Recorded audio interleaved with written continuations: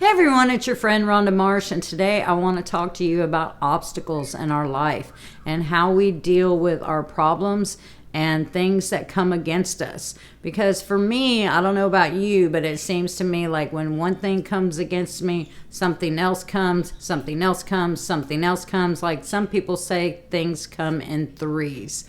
Well, how do we get to where we can have enough faith to not sit and constantly worry and be in anxiety and be in fear over our problems and our obstacles?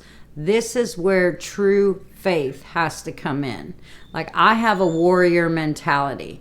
I am a problem solver when it comes down to me having problems, but I'm also a God giver. Like, I give my problems over to God and I just leave it there with Him. I don't go back and get those problems and say, well, you haven't done anything yet, so let me take this problem back, because you're not going to be able to do anything about it anyways.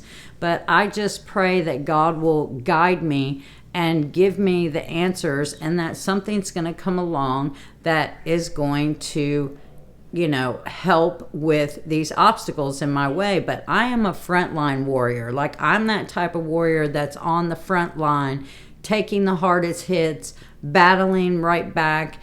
And so, when most people think of a warrior, they think of somebody that has on the armor, you have on a helmet, you have a shield, you have a sword. But I am more of a warrior like David. Little David was a shepherd boy. He was nobody to nobody. He was rejected by his family. He had faith, though, in God that could move mountains. And so there was a war going on between two sides. But one side had a weapon, and it was a giant. Now think, like, we're talking about 11, 12-foot huge giant that was taunting the other army and was saying, come, fight me, fight me. Who's going to come fight me? And nobody would. All the soldiers were like shaking in their boots.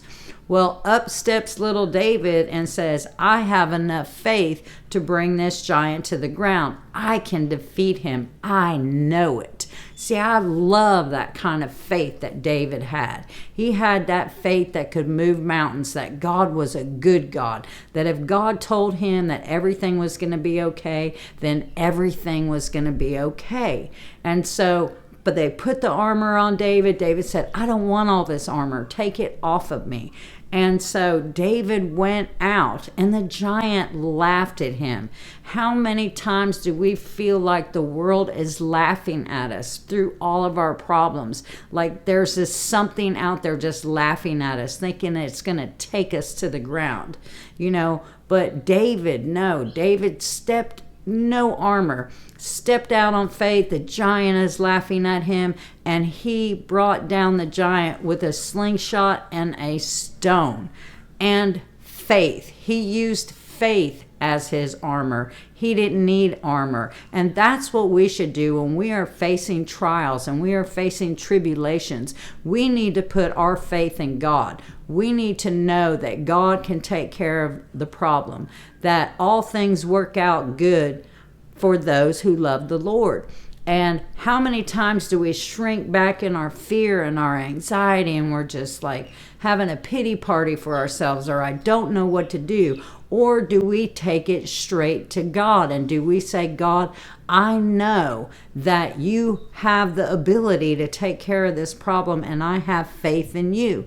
Now, if God is quiet for a minute, remember the teacher is always silent during a test. Sometimes we are faced with obstacles and trials because it produces perseverance and strength, and it strengthens our faith, especially when we come across to the other side and we've seen how God worked it all out.